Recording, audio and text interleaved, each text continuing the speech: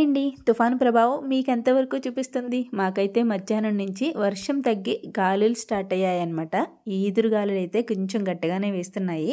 ఇంకా మేమైతే బ్రేక్ఫాస్ట్ తినేసి కొంచెం సేపు కూర్చుని ఇంట్లో సీతాఫలాలు, పండిన సీతాఫలాలు ఉంటే మా లక్కోడు నేను కడుపులో పాడేసాము.